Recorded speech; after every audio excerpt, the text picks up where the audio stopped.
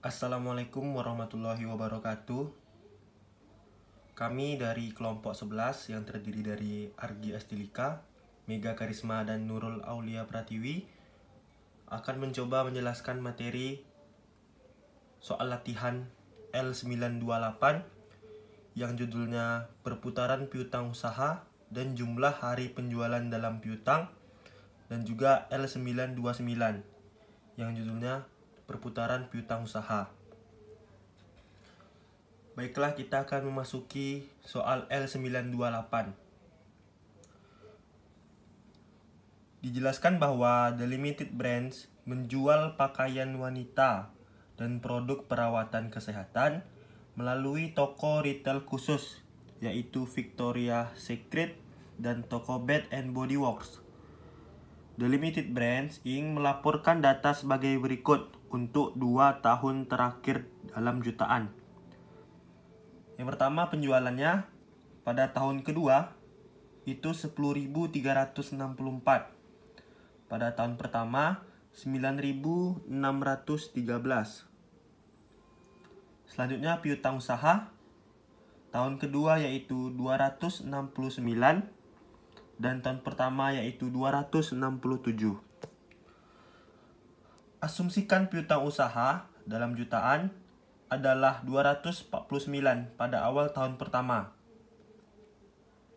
Pertanyaannya, yang A, hitung perputaran piutang untuk tahun 2 dan tahun pertama. Bulatkan ke satu angka desimal. Yang B, hitung jumlah hari penjualan dalam piutang untuk tahun 2 dan tahun pertama. Gunakan 365 hari dan bulatkan ke satu angka desimal. Yang C, kesimpulan apakah yang dapat diambil dari analisis tersebut mengenai efisiensi The Limited Brands Inc. dalam menagih piutang? Yang pertama, kita akan menjawab pertanyaan A dan B,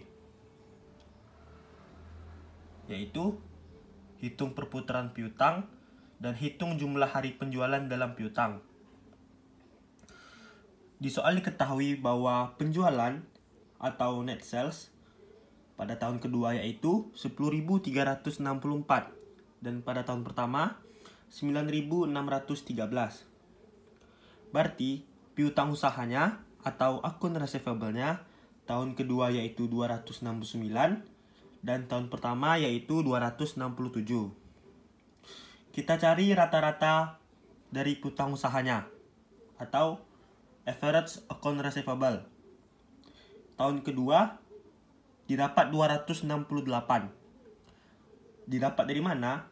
268 yaitu jumlah dari akun receivable tahun kedua ditambah dengan jumlah akun receivable tahun pertama dibagi 2. Berarti 269 ditambah 267 dibagi 2.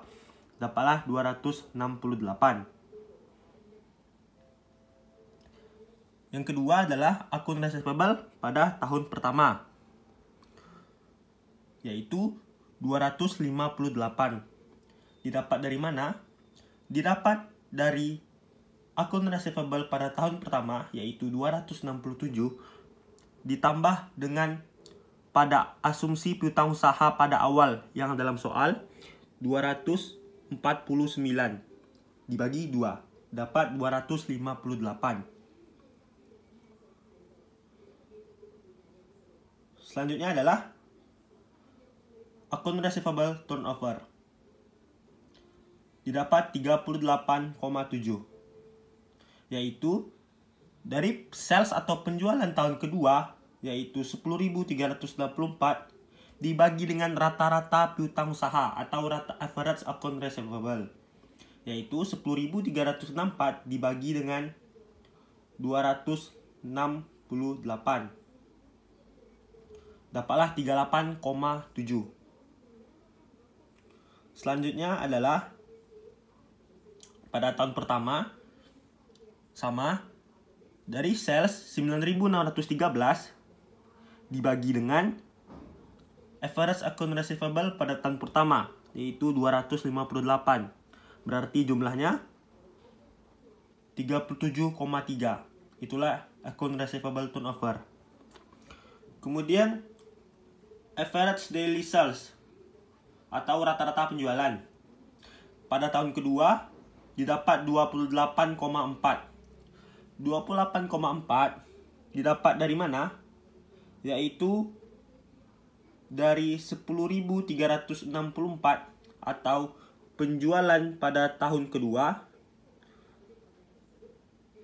dibagi dengan jumlah hari dalam satu tahun, yaitu 365 hari. Didapat 28,4. Begitu pula pada tahun pertama, sales jumlahnya 9.613 dibagi dengan 365 hari, didapat 26,3. Kemudian adalah day sales in receivable atau jumlah hari penjualannya didapat dari rata-rata piutang atau average account receivable pada tahun kedua, yaitu 268 dibagi dengan average daily sale atau rata-rata penjualan yang didapat pada tahun pertama tadi, yaitu 28,4. Berarti 268 dibagi dengan 28,4, yaitu pada tahun pertama yaitu 9,4. Maaf, pada tahun kedua, dan tahun pertamanya begitu juga. Diambil dari average account receivable pada tahun pertama yaitu 258 dibagi dengan average daily sale pada tahun pertama yaitu 26,3. Berarti didapat 9,8. Selanjutnya pertanyaan C, yaitu kesimpulan apakah yang dapat diambil dari analisis tersebut mengenai defisiensi delimited branch Inc. dalam menagih piutang.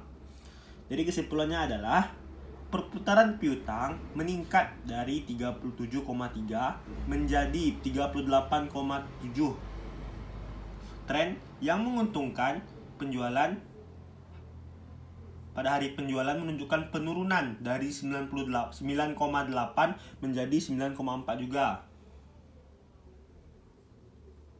Demikian untuk latihan L9-28. Selanjutnya adalah latihan L9-29, perputaran piutang usaha. Menggunakan data latihan 927 dan 928 untuk menganalisis rasio perputaran piutang H.J. Heinz Company dan The Limited Brands Inc. Soal yang pertama yaitu hitung rasio perputaran piutang rata-rata untuk The Limited Brands Inc. dan H.J. Heinz Company untuk tahun-tahun yang ditunjukkan pada latihan 927 dan 928. Yang B, apakah The Limited Brands Inc. atau H.J. Heinz Company memiliki rasio perputaran piutang rata-rata yang lebih tinggi? Yang C, jelaskan logika dalam jawaban Anda di B. Baiklah, kita akan menjawab jawaban dari pertanyaan A, yaitu menghitung rasio perputaran. Berarti rata-rata account receivable turnover-nya yang H.J. Heinz adalah 9,3 ditambah 10,3 dibagi 2, yang mendapatkan hasilnya yaitu 9,8. Kemudian The Limited Brands Inc. yaitu 37,3 ditambah dengan 38,7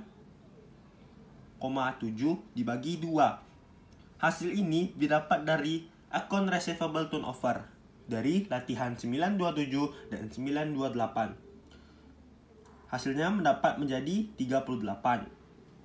Kemudian B, apakah The Limited Brands Inc. atau H.J. Heinz Company memiliki rasio perputaran piutang yang rata-rata lebih tinggi? Jadi jawabannya adalah jadi dari hasil A, rasio yang lebih besar adalah rasio The Limited Brands Inc. Rasio yang lebih besar karena dari jumlah yang H.J. Heinz Company itu hanya 9,8, sementara The Limited Brands Inc. itu 38. Jadi Makanya rasio yang lebih besar adalah The Limited Brands Inc. yaitu 38. Kemudian C, jelaskan logika dalam jawaban Anda di B. Jadi gini, logikanya adalah The Limited Brands Inc. mungkin fokus mengoperasikan pada toko yang langsung menjual ke konsumen individu. Jadi, dia memfokuskan hanya menjual ke konsumen yang individu. Sebaliknya, HJ Hems dijual kepada grosir dan sebagainya, sehingga membuat dalam mengoperasikan barang yang diproduksinya kepada toko, brands memiliki piutang yang lebih tinggi. HJ Hems memiliki piutang lebih tinggi karena banyak menjual toko pada grosir. Sementara The Brands Inc. dia hanya menjual barang atau produknya kepada konsumen secara individu, atau lebih tepatnya eceran.